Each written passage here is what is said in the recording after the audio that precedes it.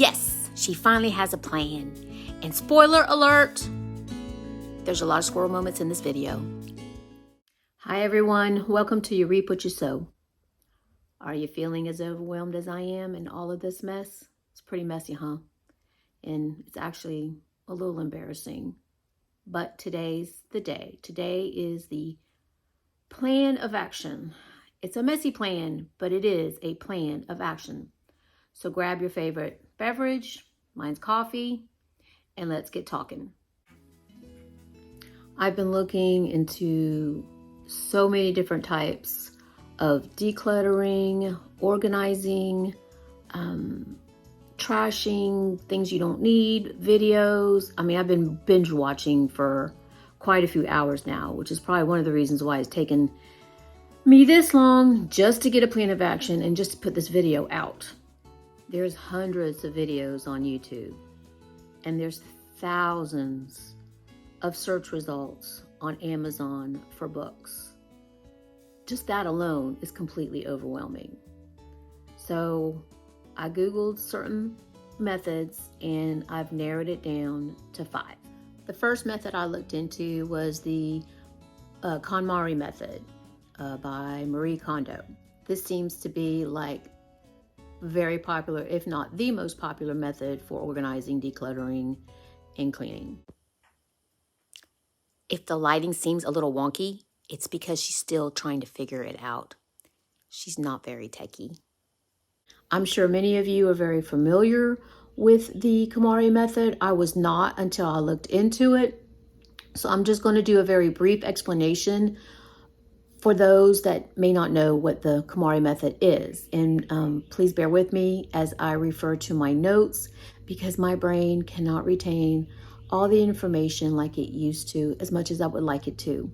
So here's the brief explanation. The KonMari method encourages tidying by category, not by location, beginning with clothing, then moving on to books, then you move on to papers, miscellaneous items, and then finally you move to the sentimental items.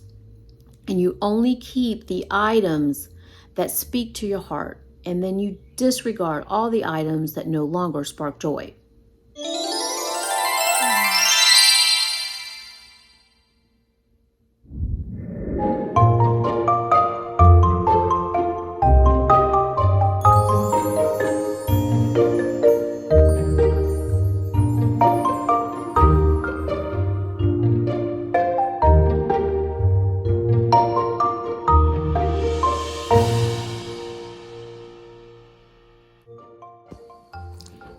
This is all fine and dandy that you're in your closet and you actually think you're going to go through all of those clothes.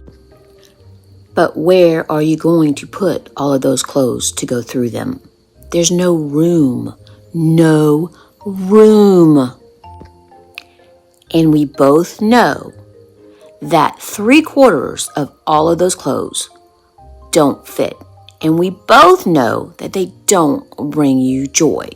I mean, let's be real. Some of these clothes are from 1983. Getting rid of your books, not an option. We need those. At least 40% of your stuff you're not going to get rid of because they're future projects. So let's just be honest with each other.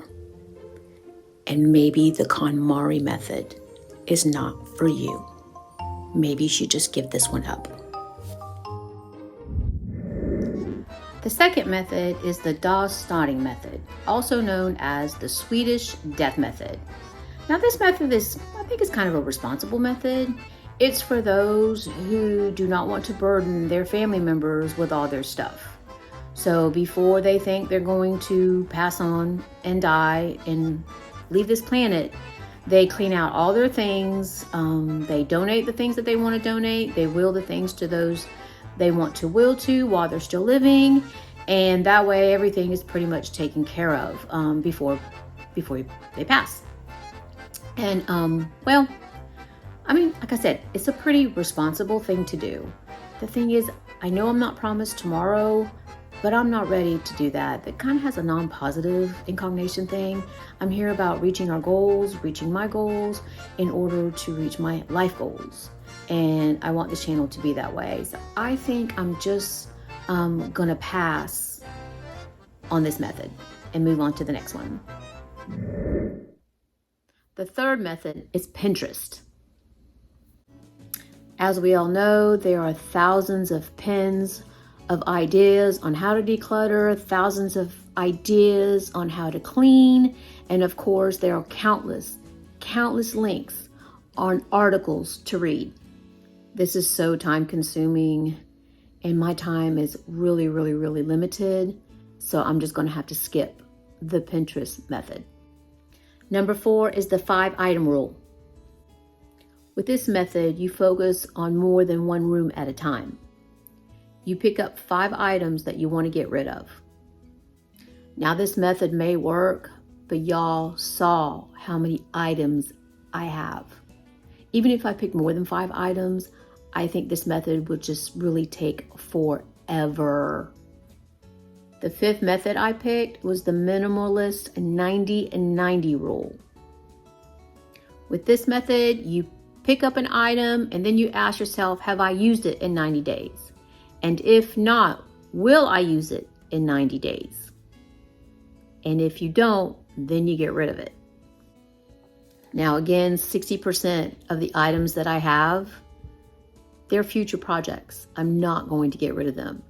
So maybe I can concentrate on the 40%. I'm not sure. I'm going to have to think this one over.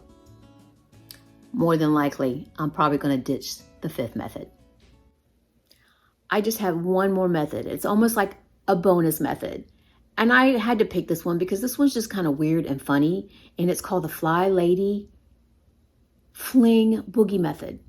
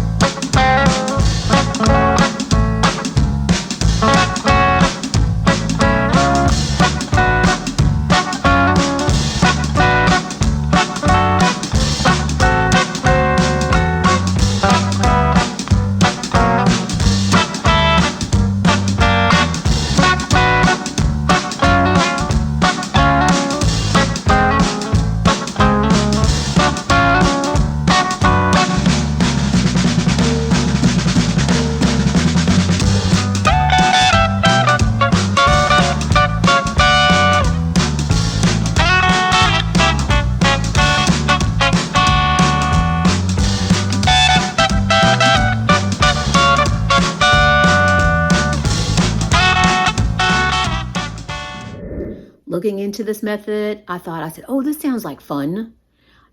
Almost like I thought maybe we'd be cleaning like Boogie Woogie from the 40s and the 50s, you know, kind of dancing. Almost like Sweating to the Oldies. Y'all remember that? I'm dating myself. But what it is you walk around your house, you have a trash bag, and you pick up 27 items. You throw them in the trash bag, and then you walk out and take it to the trash bin. I think my method's more fun. Okay, I've got to get serious about this. I really do. So here's my thought. Since this is a huge elephant for me, and there's only one way to eat an elephant, and that's one bite at a time, and since my time is very limited, I think I should tackle this in small timed increments of, let's say, maybe 30 minutes. I think I could do 30 minutes of something. Anybody can do 30 minutes of anything, really. Finally, this is going to be my messy plan of action. My plan of action. I'm going to pick one small section of a room, and then I'm going to give myself 30 minutes. I'm going to time myself 30 minutes to declutter, clean, and organize that one small section. That way, if I'm working 10-hour days, I can still do 30 minutes. This way, I shouldn't be feeling overwhelmed, and I should be able to do this. And hey, if I have enough energy and I have enough time, maybe I can do another 30 minutes. Maybe eventually it'll just snowball and I'll get a lot more done than I anticipated. But if I'm not energetic and I'm too tired and I could only do 30 minutes, that's going to be okay too. It looks like she's figured out the lighting situation. I'm going to refer every challenge, every 30-minute challenge, as a bite. So bite 1, bite 2, challenge 1, challenge 2, and then we're going to see how many bites it takes to eat this elephant. This is an open invitation. I invite all of you to join me in this challenge.